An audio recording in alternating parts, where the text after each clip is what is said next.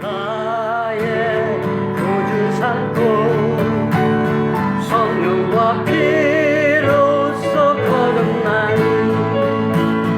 이 세상에서 내 영혼이 하늘의 영광 누리도다. 이것이 나의 간증이요 이것이 나의 찬송일세. 나 사는 동안 끊임없이 구주를 찬송하리로다.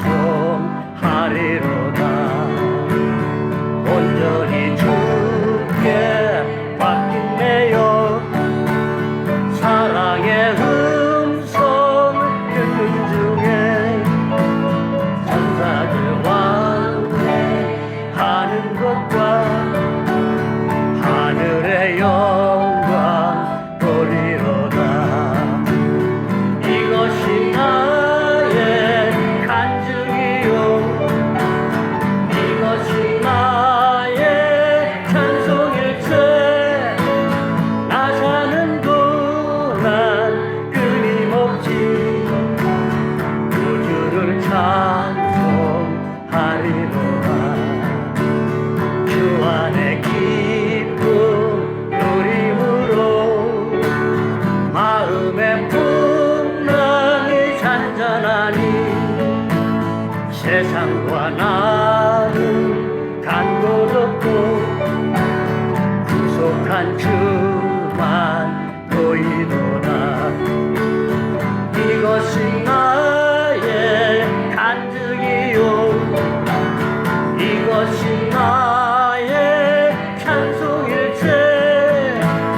나 사는 동안 끊임없이 구주를 찬송하리로다.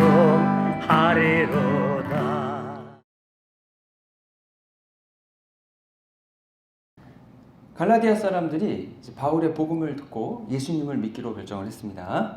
근데 이분들이 원래 다 우상 숭배하던 분들입니다.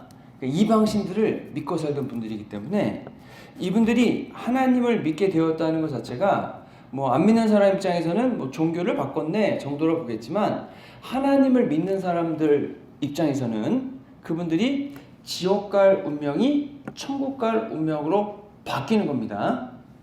여러분, 천국에 갈 수 있는 권한을 얻는 것은 그 무엇으로도 할 수 없는 일입니다. 돈으로 살 수 없고 권력으로 살 수 없고 그 가진 어떤 것을 지불한다 할지라도 여러분, 우리가 천국 가는 권한을 살 수는 없습니다. 그래서 제가 새로운 분들에게 그 말씀드리는데, 우리가 신앙생활하는 목표가 무엇인가? 여러 가지가 있습니다. 일단 이제 미국으로 이민을 와야겠다. 근데 와야 되나 말아야 되나 모르겠다. 여러 가지 고민이 되지 않겠습니까? 한국에서 직장도 좋으시고 또 한국에서 기반 그 관계성이 다 있고 여지껏 열심히 사셔서 다 준비해 놓으신 것들이 있는데, 미국에 오게 되면 그게 다 의미가 없어지지 않습니까? 여기 오면 새롭게 해야 되고 또 연봉도 깎이게 되고 여기 와서 같은 일을 할 수 있을지 없을지 장담도 할 수 있고, 근데 이런 상황이라면 가야 되나 말아야 되나 결정을 누구 혼자 해야 됩니까? 나 혼자 해야 되죠. 주변 사람들이 뭐 조언을 해준다고 할지라도 그것이 그렇게 큰 도움은 안 될 것 같습니다. 근데 하나님을 믿는 사람들은 어떻게 합니까? 하나님께 여쭤보는 거죠. 주님, 미국에 가도 되겠습니까? 응답하여 주시옵소서. 그럼 하나님께서 뭐라고 하실까요? 네, 응답을 주시겠죠. 뭐 가라든가 말라든가 있으라든가 아니면 준비해서 가라든가 말씀을 하시겠죠. 그래서 우리는 하나님 믿는 사람들은 하나님 믿는 이제 믿음으로 그 길을 결정을 하고, 그러니까 혼자 결정하는 게 아닙니다. 하나님의 도우심으로 결정을 하죠. 하나님의 인도하심에 따라가는 거죠. 그래서 이제 답을 얻습니다. 이제 덜 힘듭니다. 그런데 또 우리가 신앙생활 하다 보면 주님이 주신 복과 은혜가 있죠. 안 되는 것들, 내 힘을 안 되는 것들 간절히 부르짖으면 내게 응답하십니다. 너무 좋죠. 근데 신앙생활하는 여러분 궁극적인 목표는 무엇입니까? 예수님 믿고 죄 용서를 받아 하나님 나라 천국 가는 겁니다. 이 세상에서 아무리 잘 살다가 여러분 천국 못 가면 뭐 여기서 잘 산 것에 대한 즐거움은 있겠지만 이것은 잠시 즐거움이고 영원한 하나님 나라에서의 여러분 고난의 어려움에 또 들어가면 안 되잖아요. 여러분 하나님 나라는 좋은 곳이지만 영원한 하나님 나라가 아닌 곳 지옥 있지 않습니까? 거기에 가면은 아주 곤란한 지경에 처하게 되는 겁니다.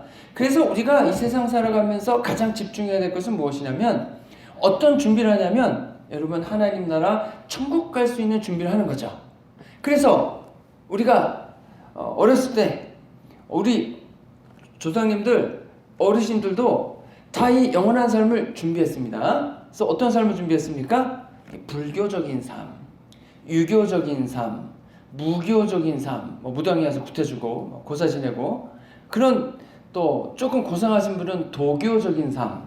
근데 이제 한 가지로 안 되니까 어떻게 했습니까? 다 짬뽕해서 다 믿는 거죠. 그래서 이제 가끔 드라마 보면 예수님, 부처님 이렇게 대사가 나오는 게 이게 하나 안 되니까 다 모아가지고 그냥 하는 거지 않습니까? 근데 안 되는 거죠. 쉽지 않았죠. 그런데 예수님 믿고 하나님 자녀 되었더니 분명하게 하나님 나라 천국 갈 수 있다는 확신을 우리가 내적인 확신을 가질 뿐 아니라 외적인 확증도 갖게 되는 겁니다. 근데 이 귀한 천국 갈 수 있는 복음을 바울이 전해주고 이 갈라디아 사람들이 예수님 믿음으로 하나님 나라 천국에 대한 소망을 갖고 하나님 나라 천국 백성이 되는 겁니다. 여러분 이것이 얼마나 좋은지 모릅니다. 하나님 나라 천국 갈 수 있다는 확신 그리고 실제로 그 외적인 여러 확증이 있는데 그 중에 하나가 뭐냐면 임사체험도 확증이 될 수 있지만 돌아가실 때 여러분 그 예수 믿으신 분들이 아주 편안한 모습으로 천국으로 이제 이게 죽었다라는 표현보다는 이 세상의 삶에서 하나님 나라의 삶으로 이제 전환되었다. 아니 뭐가 더 좋을까요? 이렇게 그 삶을 바꾸셨다? 이 정도 될까요?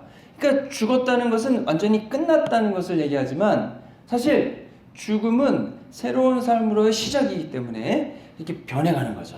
그냥 죽었다고 끝이 아니고 영원한 삶으로 그냥 쓱 변해가는 겁니다. 죽으면은 육체의 삶은 끝나지만 우리의 영이 육체와 분리돼서 전혀 다른 이제 어떻게 말하면 좋을까 싶은데 우리가 육체에 있을 때는 뭔가 여러 가지 영의 기능이 제한이 되는 것 같습니다.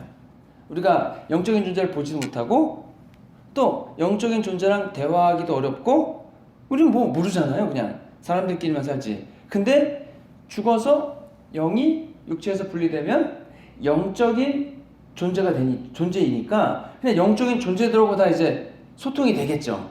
그럼 육체에 있을 때 없던 그런 것들이 회복이 된다고 해야 될까요? 새롭게 생기는 거라고 해야 될까요? 그런 능력이 발현이 되겠죠. 심지어는 하나님께로 갈 수 있는 그런 준비되는 상태인 거 아니에요, 영이. 이제 그렇기 때문에 이제 죽음은 끝이 아니라 우리가 하나님의 숨, 호흡, 하나님의 영의 일부였다가 우리가 인간이 되지 않았습니까? 인간이 되면서 제한됐던 그 속박들이 모두 없어지면서 다시 원래의 그런 영의 존재로 변해서 우리가 하나님께로 되돌아가는 것이 사실은 죽음입니다. 죽음이 없으면 그게 되지 않습니다. 죽음이 그럼 좋은 걸까요? 나쁜 걸까요? 좋다 그러면 또 어르신들이 화낼 수도 있고 안 좋다고 할 수는 또 없고 난감한 질문이 되지만 여러분 죽음이라는 과정이 반드시 있어야 우리의 영이 원래의 고향인 하나님께로 되돌아갈 수 있다는 겁니다. 그래서 죽음이 이 세상의 삶이 끝나는 것이기 때문에 슬픈 것일 수도 있지만 죽음이 있어야 우리의 영이 원래 하나님의 품으로 되돌아갈 수 있다고 하는 겁니다. 그래서 좋은 거라고 저는 생각을 하는데 또 싫어하는 분도 있으니까 그거는 각자 받아들이시면 될 것 같고요. 그래서 이 갈라디아 사람들이 예수님 믿고 구원받아 하나님 나라의 자녀가 되는 거죠. 이게 얼마나 좋은지 모릅니다. 근데 하나님 믿고 하나님 자녀 되는 것이 저번에도 말씀드렸지만 여러분 천국 가는 것만 좋으냐? 그렇진 또 않죠. 이 세상에서의 삶이 얼마나 좋은지 모릅니다. 그러니까 하나님 믿지 않았을 때의 삶은 하나님 없는 삶만 아는 거거든요. 근데 하나님 믿고 나면 어떤 삶이 됩니까? 하나님 없는 삶에다가 하나님과 함께하는 삶이 추가되는 거잖아요. 그러면 많은 분들이 그렇게 생각을 하죠. 하나님 잘 믿으면 저번에도 어떤 분인가 얘기하는데 왜 교회를 안 나가십니까? 뭐 교회를 안 나가시는 뭐 특히 교회를 나오기에 방해되는 게 뭐 있으십니까? 라고 여쭤봤더니 뭐 교회 가면은 좀 귀찮게 할 것 같고 그런 표현을 쓰시더라고요. 그 말은 뭐냐면 썬데이마다 주일마다 매주 교회를 가야 되잖아요. 그럼 귀찮죠. 여행도 가야 되고 모두 해야 되고 모두 해야 되는데 주일에 매주 교회를 가야 되면 얼마나 불편하겠습니까? 그리고 이제 교회에 가면은 일단 하고 있는 것 중에서 할 수 없는 게 많겠죠. 네, 일반적으로 뭐 교회 가면은 술 마시면 안 된다 그러니까 그러면 성당 가지. 담배 피지 않는다 그러니까 성당 가서 신부님 보고 맞담배 피지. 뭐 이렇게 얘기를 하시고 그 다음에 뭐 도박 같은 거 하면 또 안 되고 또 뭐 하면 안 됩니까? 약 같은 거 하면 안 되고 중독 같은 거 되면 안 되고 바람 피면 안 되고 뭐 블라블라블라 많잖아요. 그래서 사람들은 그것을 어떻게 생각하냐면 내가 자유롭게 할 수 있는 내 자유를 구속하고 제한한다고 생각을 하죠. 그런데 신앙생활하면서 우리가 경험하는 것은 그것이 구속이나 제약이라기보다는 우리가 신앙생활하는 가운데에서 오는 기쁨과 즐거움과 능력이 있다는 거죠. 우리가 주일날 여러분 주일 성수를 왜 하십니까? 여러분 주일 성수 안 하면 지옥 가니까 교회 오셔서 예배 드리십니까? 주일 성수 안 하면 지옥에 가나요? 아니면 그쵸, 장로님은 안 됩니다. 여러분 주일 성수 안 하는데 장로님으로 뽑아줄 리가 없잖아요. 그러니까 그런 건 안 되죠. 그런데 주일 성수를 왜 하라 옵니까? 우리는 예배에 나와서 예배에 임재하셔서 나를 만나주시는 하나님을 만나기 위해서 그리고 나의 예배를 받아주시는 하나님께 예배를 드리기 위해서 오는 거잖아요. 주일날 와서 예배 드리는 기쁨과 여행 가서 누리는 즐거움과 어느 것이 더 여러분 좋습니까? 교회 예배 나오시는 분은 예배 나와서 받는 은혜가 훨씬 크다고 여기시니까 교회 나오시는 거잖아요.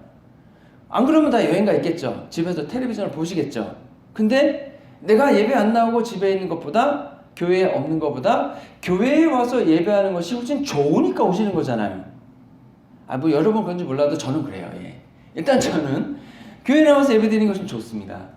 여행 가서 가봤자 그거고 몸은 피곤하고 가끔 한번 기분 전환은 될지 몰라도 주일에 예배에 왔을 때 주님이 주시는 은혜가 너무 좋은 거죠. 저는 목사지 않습니까?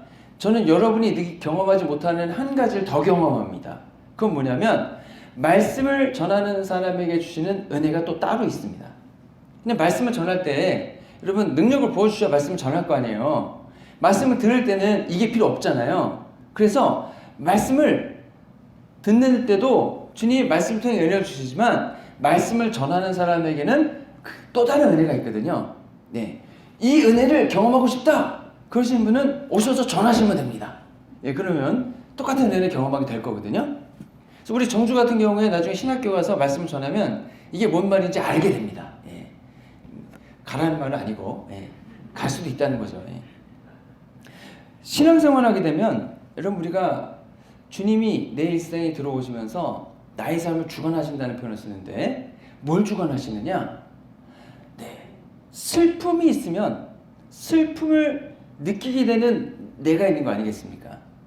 그러면 나를 슬프게 하는 일이 있고 그게 외적인 거든 아니면 내 내면적인 거든 외적인 거는 주님께서 다뤄주심 통해서 기쁨의 상황으로 바꿔주실 것이고 내 내면의 문제라면은 내 내면에 나를 슬프게 하는 것들을 주님께서 바꿔주셔서 기쁘게 하는 것을 바꿔주신다는 거죠. 예수님을 믿지 않으면 이런 게 없습니다. 또 여러분 환난과 근심과 걱정과 염려가 있을 수 있거든요.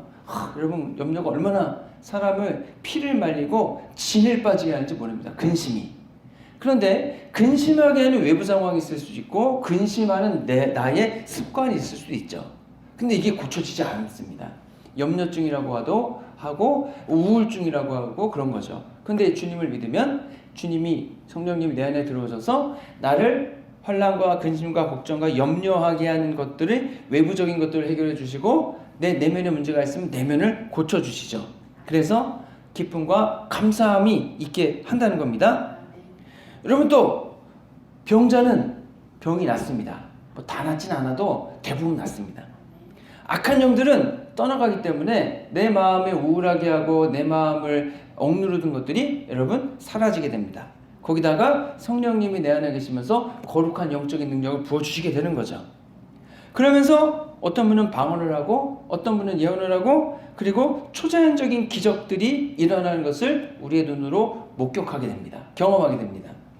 여러분, 이러한 믿음 생활과 신앙 생활을 경험한 사람들이 어떻게 신앙이 없고 믿음이 없는 하나님이 함께 하시지 않는 삶으로 돌아갈 수 있겠느냐라고 하는 질문을 사도 바울이 하고 있는 겁니다. 갈라디아 사람들은 이 복음을 전해준 바울이 굉장히 고마웠을 겁니다. 그래서 바울이 아마 갈라디아에 있을 때 대단히 아팠던 것 같습니다. 14절 보면은 육체에 심각한 문제가 있었던 것 같습니다. 그 모습을 보고도 갈라디아 사람들은 바울을 업신여기거나 버리지 않았고 하나님의 천사와 같이 대우해 주었다라고 했습니다. 그러니까 갈라디아 교인들이 바울이 너무 고마웠던 거죠. 그런데 15절에서 바울이 갈라디아 교인들에게 뭐라고 얘기합니까? 너희의 복이 지금 어디 있느냐? 여기서 복을 이제 개역 성경은 복이라고 번역했지만 세번역 성경은 그 감격이 어디에 있느냐라고 번역을 하고 있습니다. 현대인의 성경은 그 기쁨이 어디에 갔느냐? 그러니까 예수님 믿었을 때 그 감격과 기쁨이 갈라디아 교인들에게서 점점점 없어졌다라고 하는 거죠. 왜 그러면은 그 감격과 기쁨이 성령의 역사하심 가운데서 오는 이 즐거움이 주님의 능력이 없어졌는가? 그 이유는 바로 거짓 예언자들이 준 그 율법을 다시 지켜야 된다. 그래서 율법을 지키다가 그 기쁨과 감격이 사그러들었다라고 하는 말입니다. 왜 그런가? 여러분, 율법을 지키면 뭐 법을 지키면 좋잖아요. 그러면은 지키면 내 지켰다.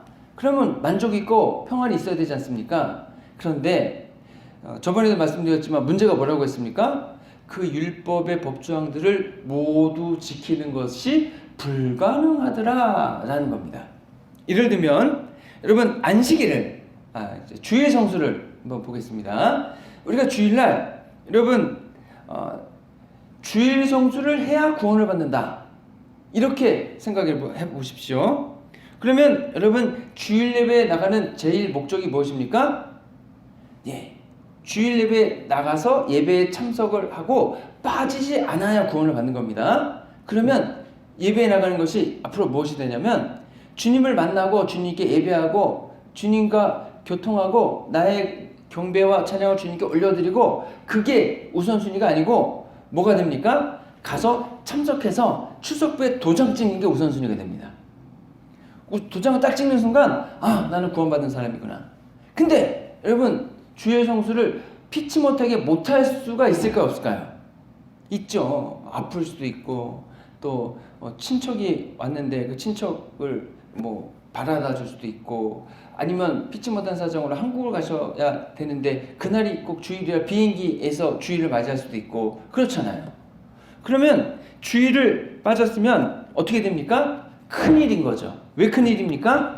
이거는 예배를 한번 빠졌다 안 빠졌다가 문제가 아니고 내가 예배에 빠졌으니까 구원을 받는 자격 조건이 여러분 준비가 안 되는 겁니다. 조건에서 탈락이 되는 거죠. 그러면 예배에 빠진 무엇을 보충하기 위해서 뭔가를 해야 됩니다. 근데 뭘로 보충할 거냐? 보충이 안 된다는 거죠. 그리고 보충하기 전에 또 빠져요. 그럼 계속 빠지는 것으로 인해 내가 참석하지 못한 것이 누적이 됩니다. 그런 것이 큰 부담감으로 남게 되죠.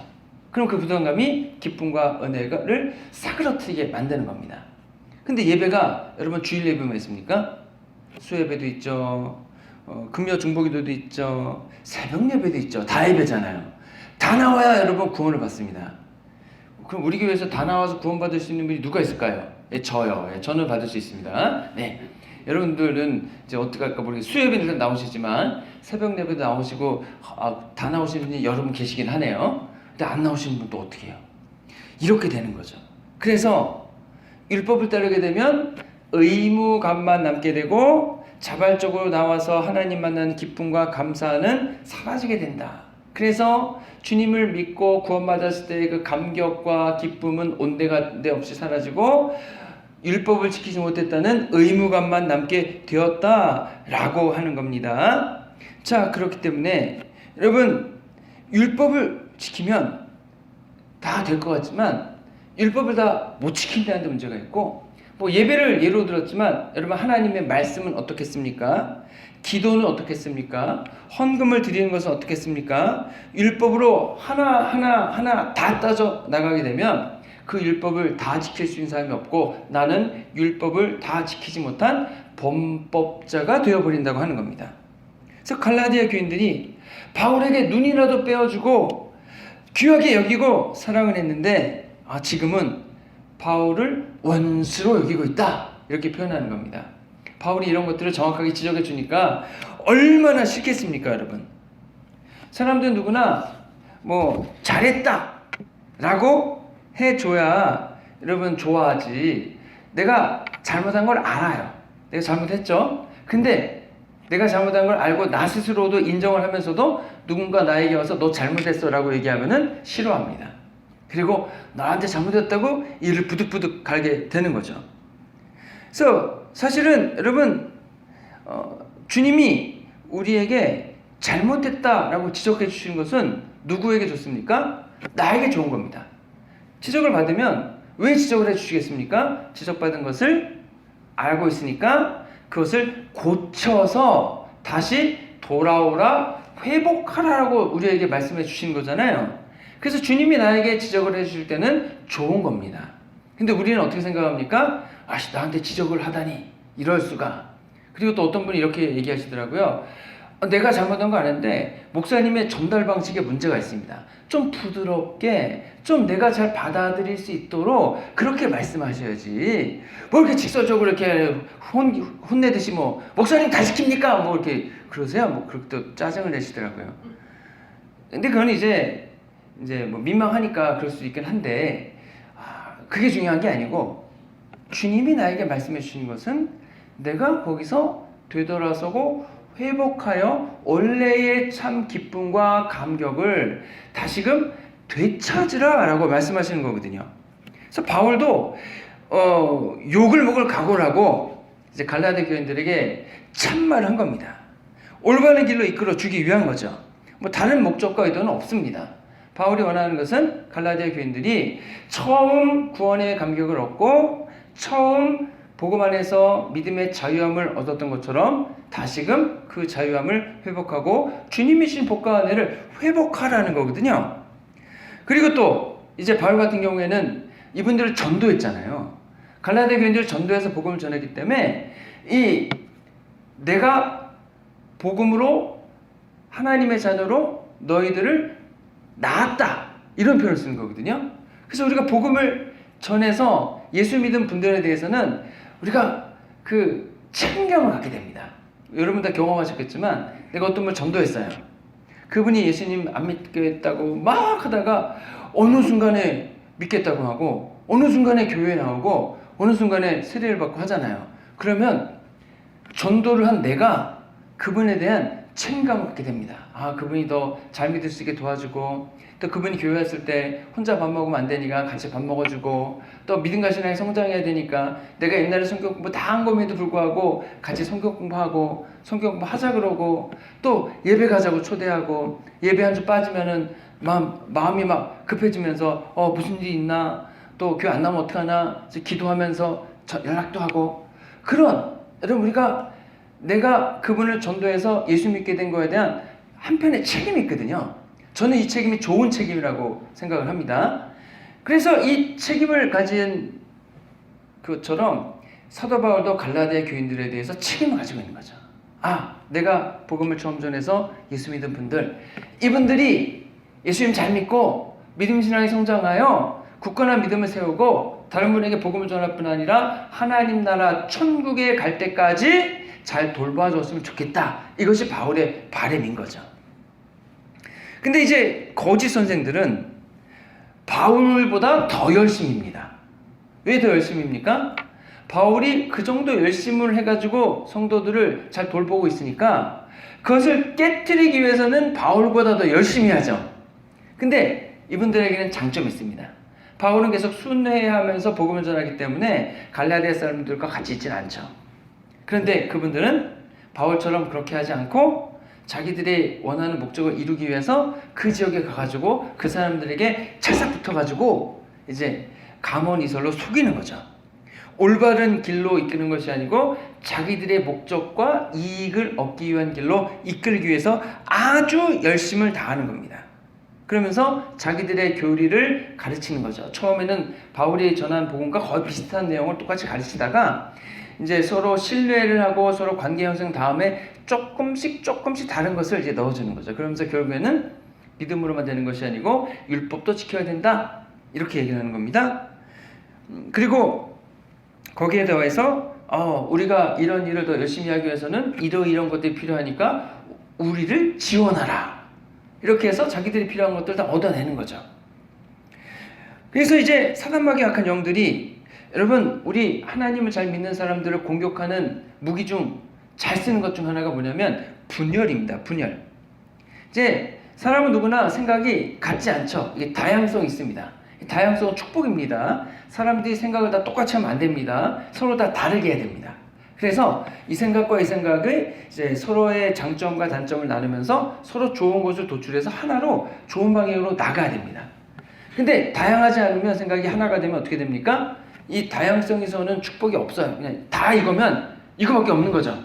여기서는 장점이 없는 거예요. 그래서 교회에도 생각은 다양하게 있어야 됩니다. 그런데 그 다양성을 예수 그리스도 중심으로 하나로 묶을 수 있어야 되거든요.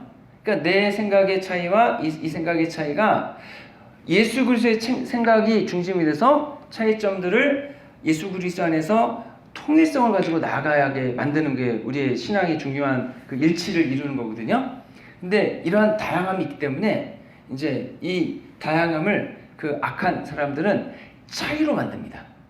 그러면서 사실 이 생각과 이 생각이 다른 것은 여러분 문제가 없죠. 다른 것은 틀린 게 아닙니다.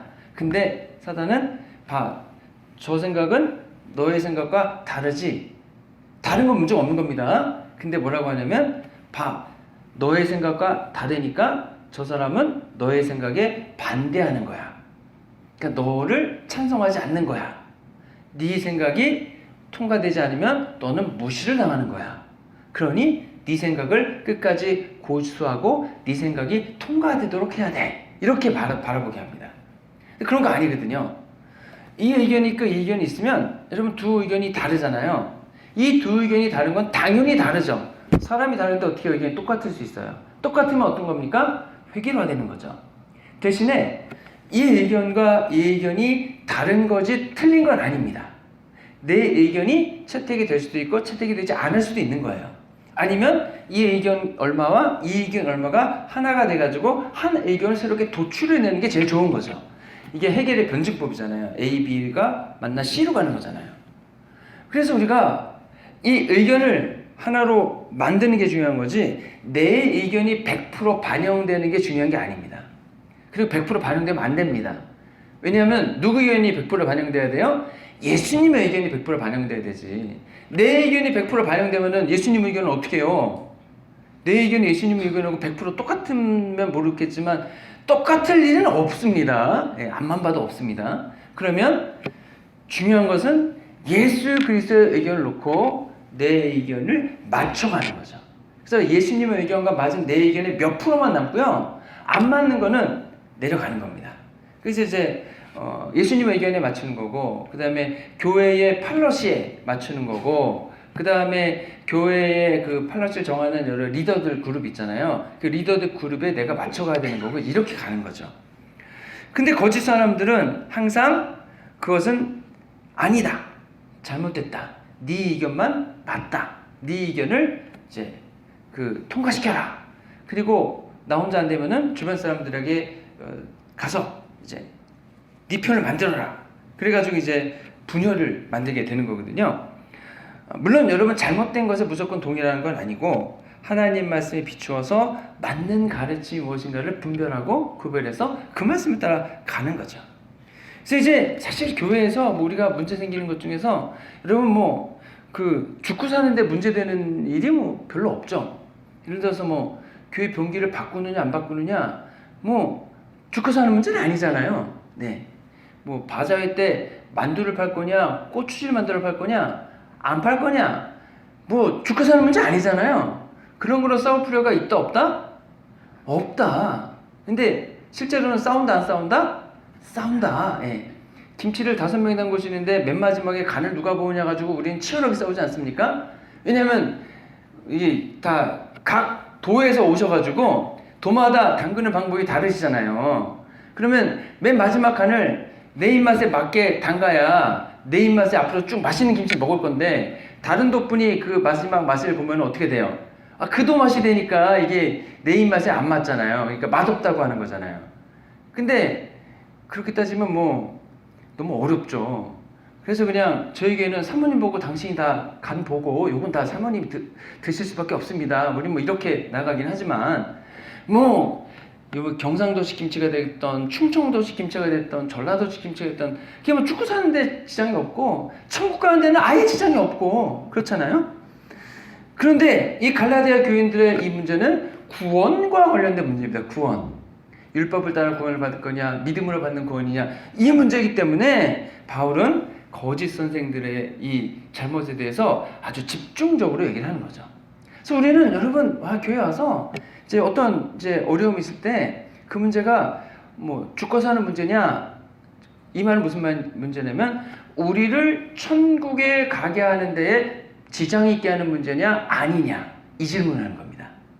천국을 가는데 지장이 있는 문제, 잘못된 교리를 가르치거나 잘못된 행실을 가르치는 거거나 죄된 행실인데 그냥 넘어가자고 하는 거나 그거는 안 된다는 겁니다. 하지만 그 외에 뭐 성가대가 가운을 입을 거냐 안 입을 거냐 아니면은 성찬식을 할 때 뭐 이렇게 와서 찍어서 먹을 거냐 아니면은 떼서 나눠줄 거냐 뭐 저희는 뭐 그런 거 가지고는 뭐 별로 개의치 않죠. 그래서 우리가 이단들은요 절대로 구분해야 됩니다. 왜냐하면 그것은 우리가 하나님 나라 천국 가는 것을 지장 주기 때문에 그런 거죠. 그래서 거짓 선생들은 여러분 바울을 쳐내고 자기들이 갈라디아 교인들을 점유해야 자기들이 원하는 것들을 얻을 수가 있는 거죠. 예. 그래서 재정적인 지원을 받고 또 그들의 인력을 활용하고 그 네트워크를 활용하게 되는 거죠. 그래서 자기들의 배를 채우려고 갈라디아 교인들을 그냥 속된 말로 쪽쪽 빨아먹는 겁니다. 쪽쪽 빨아먹는다. 그래서 여러분 이단들이 쪽쪽 빨아먹죠. 그래서 신천지 제가 예전에 전도를 이렇게 하면 좋겠다라고 생각했던 게 있는데 신천지가 그대로 하더라고요. 저는 어떻게 생각하냐면 한 4명에서 5명이 한 팀을 이뤄서 한 집을 열심히 전도하는 거거든요. 그래서 집중적으로 관심을 가져주고 가서 만나주고 이야기 들어주고 찾아가지고 근데 신천지는 12명이 한 사람을 그렇게 하더라고요. 12명. 예. 돈을 주지도 않아요. 근데 그 12명이 한 사람을 찾아가서 너무 잘해주는 거죠. 돈 받는 것도 없이 자기 돈 써가면서 하는데 그냥 그 한 사람이 12명이 가서 자기한테 잘해주니까 그냥 그 잘해주는 것에 그냥 쏙 넘어가 버려요. 그냥. 그러면서 신천지에 들어가게 된다는 거죠. 그래서 그 열댓 명은 나중에 핸드폰비 낼 돈도 없이 그냥 일도 안 하고 그 일만 하니까 쪼달리고 또 돈은 다 교주한테 다 헌금하고 하니까 그냥 다 그 신천지에 나온 사람이 간증을 이렇게 하더라고요. 그냥 그 젊은 사람들의 돈과 시간을 쪽쪽 다 빨아먹는 거죠. 그렇게 다 한 5년, 10년 쪽쪽 빨리고 난 다음에는 이분들이 이제 30대 딱 돼가지고는 20대 때 준비해야 될 것들이 하나도 준비가 안 됐잖아요. 자기의 미래와 신앙으로 위해 갖고 와야 될 것들이 다 그냥 그 신천지에 빨림을 당해가지고 딱 30대 됐는데 아무것도 준비 안 된 채 사회생활해야 되는 자기를 발견하는 겁니다. 이게 얼마나 비극이에요. 그래서 여러분 이제 우리도 열심을 다해야 됩니다. 네. 그 이단들이 그렇게 열심히 하잖아요. 근데 저희도 열심을 다해야 되는 거죠. 근데 사실 열심히 하는 것도 중요하지만 방향성도 중요하죠. 어떤 방향을 열심히 할 거냐? 신천지에 들어가서 열심히 구원파에 들어가서 열심히 하면 뭐합니까? 방향이 틀려서 하는 것만큼 더 큰 주님의 징계를 받을 텐데요.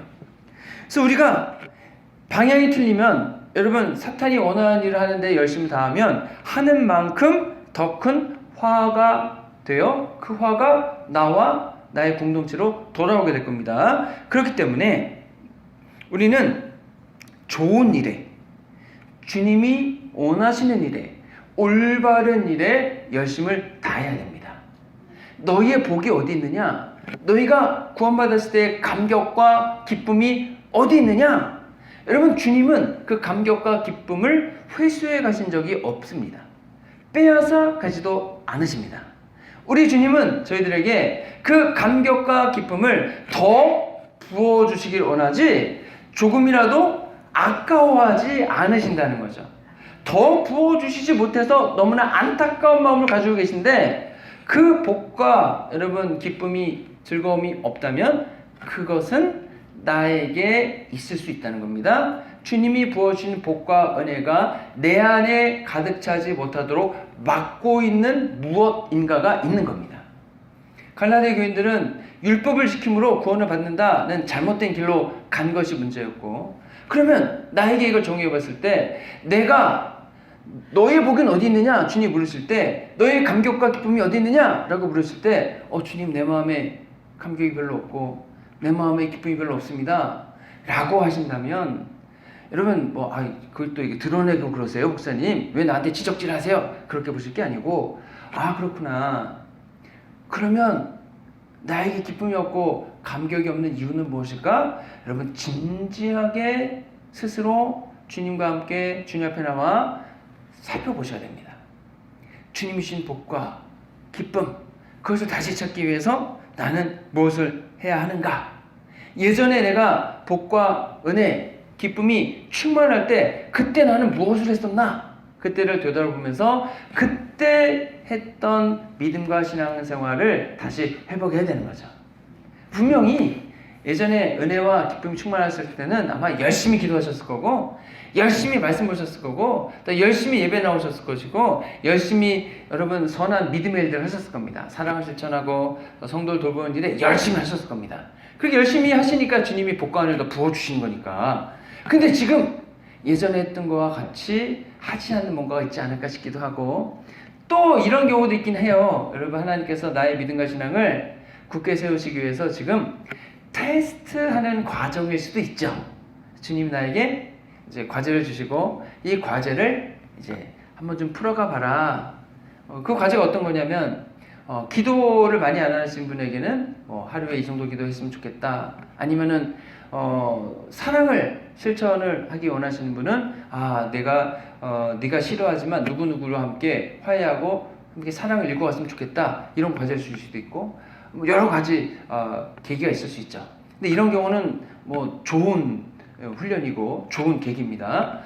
그거보다 이제 우리가 복과 은혜, 기쁨이 많이 없는 이유는 분명히 주님이 하지 말라고 하는 무언가가 내 삶 속에서 행해지고 있거나 내가 끊지 못하는 게 있을 수 있고 주님이 하라고 하시는 것을 내가 거부하거나 순종하지 않는 것이 있을 가능성이 클 수 있다는 겁니다. 어떠한 경우든 여러분 주님이 나에게 말씀해 주신 것은 좋은 겁니다. 주님이 나에게 말씀해 주신 것은 그것이 나에게 이득이 되고 복이 되기 때문에 더 열심히 하라고 권면하시는 거고 그것이 내게 여러분 도움이 되지 않고 그것이 나한테 해를 끼치기 때문에 하지 말라고 하시는 거거든요. 그래서 그 이끄심이 있으면 여러분 도망가지 마시고 회피하지 마시고 주님이 나를 돌보시는구나 얼마나 좋아요 그렇게 친히 알려주시니까. 그래서 감사함으로 여러분 믿음의 순종을 하심을 통해서 우리에게 너의 복이 어디 있느냐? 너의 기쁨과 감격이 어디 있느냐? 내 주님 여기에 있습니다. 주님 주신 감격과 기쁨이 여기에 있습니다. 이 감격과 기쁨을 주셔서 감사합니다라고 답할 수 있는 저와 여러분 되시기를 주님의 이름으로 축원합니다. 기도하겠습니다. 좋으신 아버지 하나님, 저희들에게 힘과 능력을 더하시고 저희들에게 부흥을 더하여 주옵소서. 주님, 저희들의 심령의 상태를 보여주사 깨닫게 하여 주옵소서. 주님이 보시는 나를 바라봄을 통해서 내가 얼마나 주님께 가까이 가 있는지 아니면 얼마나 주님께로부터 멀리 가 있는지 주님이 나를 보시는 눈으로 나를 보아 주님이 원하시는 그 자리에 갈 수 있어서 그 자리에서 주시는 복과 은혜, 기쁨과 감격이 가득한 믿음 생활 되도록 주님 저희들을 붙들어 주시고 저희들에게 하나님 주시는 권능과 은혜를 베풀어 주시고 저희들을 선한 곳으로 이끌어 주시옵소서. 우리를 권하신 예수 그리스도 이름으로 기도했습니다. 아멘. 어머니의 기도는 땅에 떨어지지 않네. 어머니의 기도는 자녀를 살게 하네. 어머니의 기도는 반드시 응답받으리. 어머니의 기도는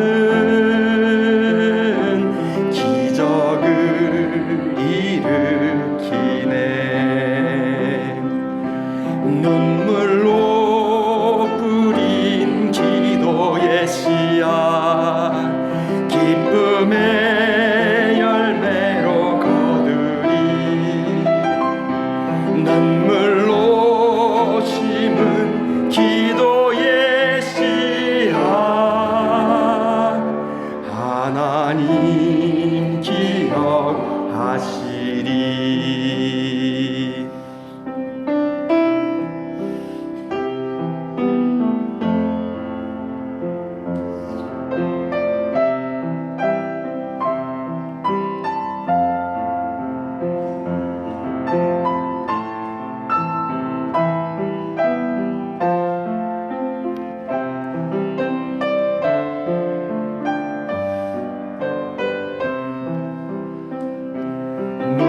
눈물로 뿌린 기도의 씨앗 기쁨의 열매로 거두리. 눈물로 심은 기도의 씨앗 하나님 기억하시리. 자녀의 삶에 열매 맺으리. 시들지 않는 꽃 피우리. 환경을 넘어 역사하리라. 하나님 열매 주시리. 눈물로 뿌린 기도의 씨앗 기쁨의 열매로 거두리. 눈물로 심은 기도의 씨앗 하나님 기억하시리. 자녀의 삶에 열매 맺으리. 시들지 않는 꽃 피우리. 환경을 넘어 역사하리라. 하나님 열매 주시리. 어머니의 기도는 땅에 떨어지지 않네. 어머니의 기도는 자녀를 살게 하네. 자녀를 살게 하네. 기적을 일으키네.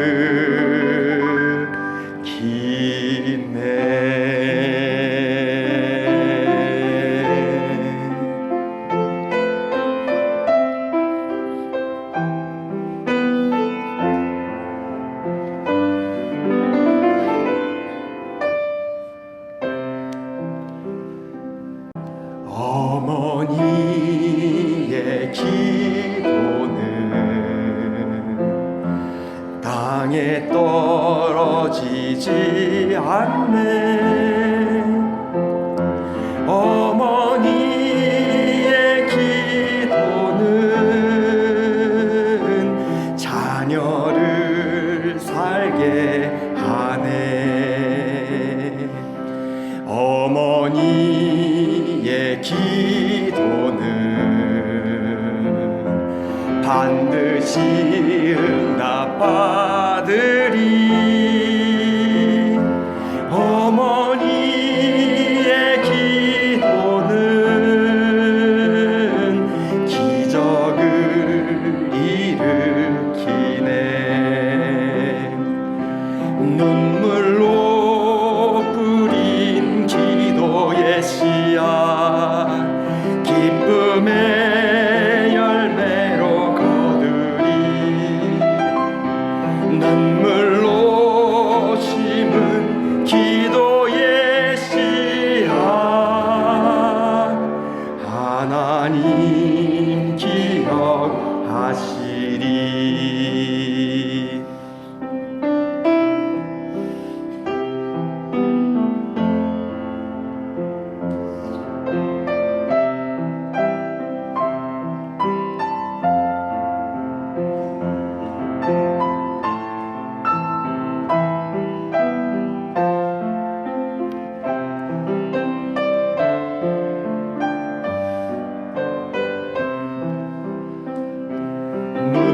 눈물로 뿌린 기도의 씨앗 기쁨의 열매로 거두리.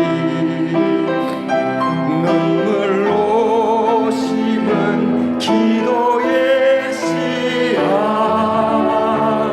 하나님 기억하시리. 자녀의 삶에 열매 맺으리. 시들지 않는 꽃 피우리. 환경을 넘어 역사하리라. 하나님 열매 주시리. 눈물로 뿌린 기도의 씨앗 기쁨의 열매로 거두리. 눈물로 심은 기도의 씨앗 하나님 기억하시리. 자녀의 삶에 열매 맺으리. 시들지 않는 꽃 피우리. 환경을 넘어 역사하리라. 하나님 열매 주시리. 어머니의 기도는 땅에 떨어지지 않네. 어머니의 기도는 자녀를 살게 하네. 자녀를 살게 하네. 기적을